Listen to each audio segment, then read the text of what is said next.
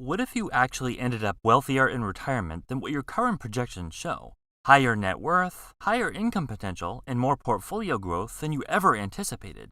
Most people map it out using today's numbers, how much they'll save, what their portfolio might grow to, and what they think they'll spend. But those estimates often don't match how things really unfold. But the reality is, it's still here and it's still paying out every month.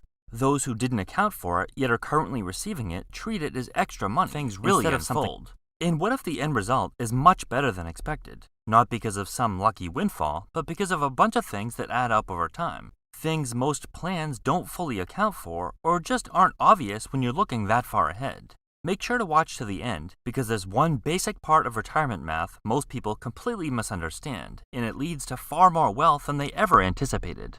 One of the first places this shows up is something that often gets mentally left out of retirement planning altogether.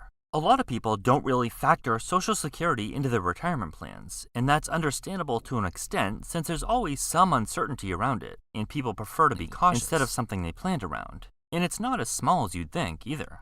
For an average couple, it can easily add up to over $50,000 per year combined. Put another way, that's roughly the same kind of income you might expect from a portfolio of around $1.2 million if you were trying to generate cash flow from savings alone.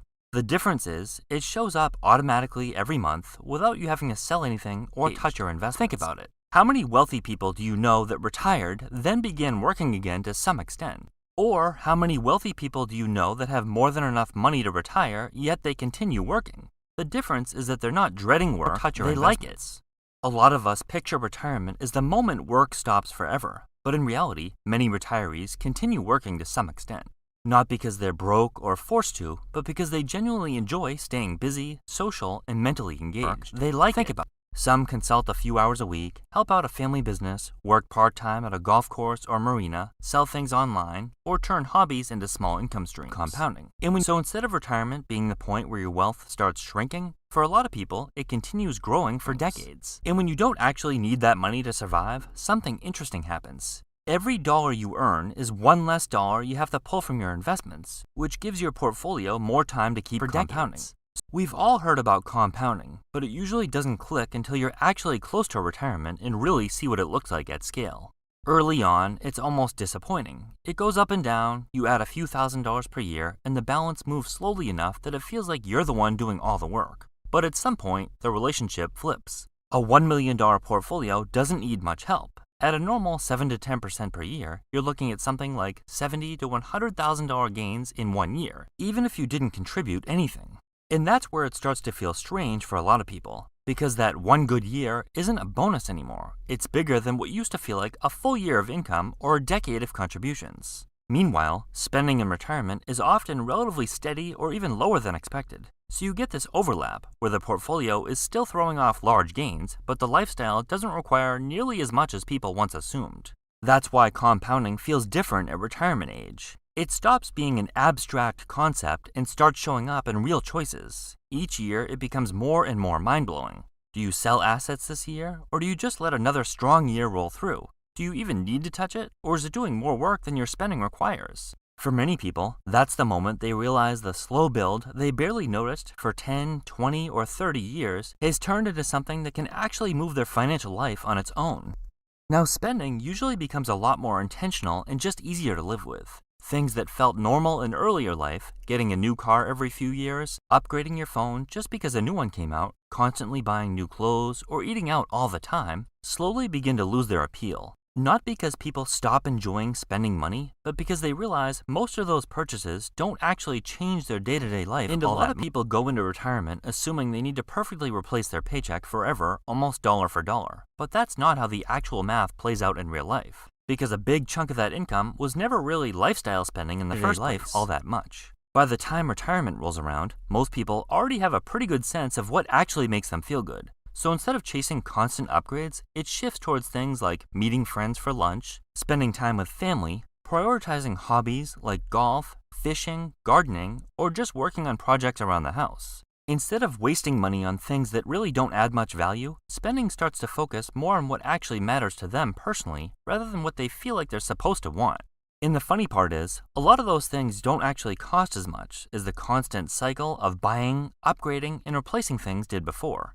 So even though life feels more relaxed and enjoyable, spending often ends up more efficient than people expected. Mortgage. And because housing is usually the largest bill in the budget, removing it doesn't just create a little extra flexibility. It fundamentally lowers the income needed to maintain the same lifestyle. That's why retirement often works on less money than people expect. One of the biggest fixed costs is often gone or drastically reduced. The moment you stop working, a few major costs just disappear without any effort. You're no longer putting 10 to 15% of your income in retirement accounts. For aggressive savers, that could be 20%, 30%, 40%, or even more.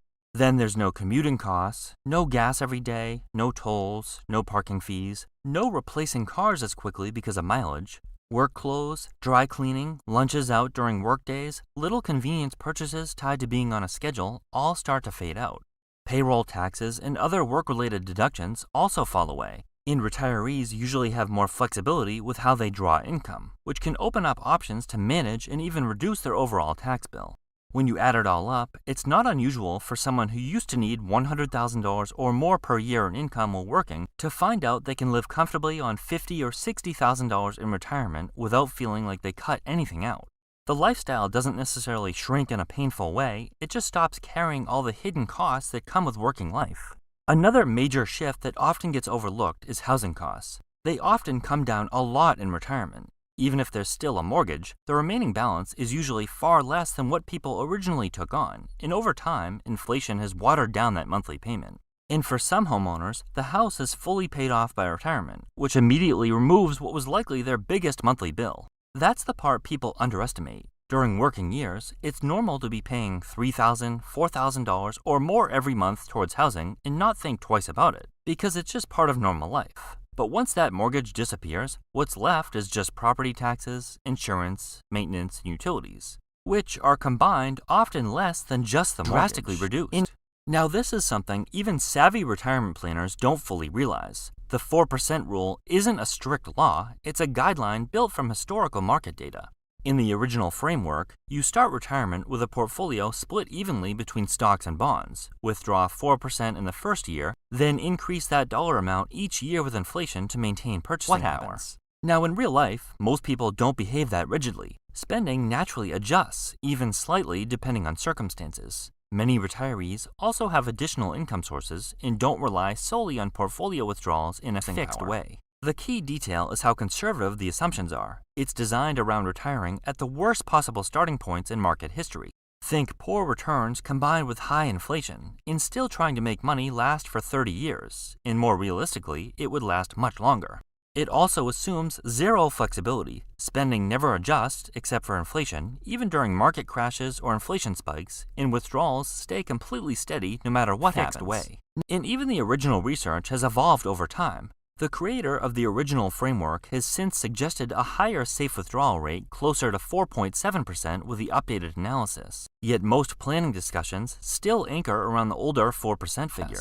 So put all of this together, or even just a couple of these factors, and it becomes easy to see why many well-prepared retirees end up in a much stronger financial position than they originally. So the real question is, are you actually following all of those conservative assumptions in practice? If not, there's a good chance your portfolio has more room than the headline rule suggests than they originally expected, with more flexibility, far more savings, and a much higher and growing net worth.